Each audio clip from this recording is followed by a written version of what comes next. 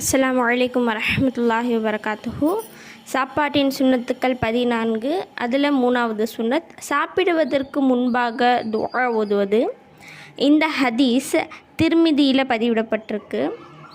சாப்பிடுவதற்கு முன் ஓதும் துஆ பிஸ்மில்லாஹி வஅலா பரக்கத்தில்லா.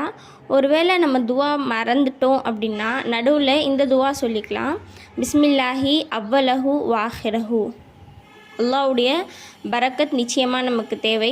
நம்ம முதல் பருக்கை எடுத்து வாயில் வைக்கும்போதே நியத் வச்சுக்கணும். யா அல்லாஹ், இந்த உணவின் மூலமாக எனக்கு அதிகமான சக்தியை கொடு.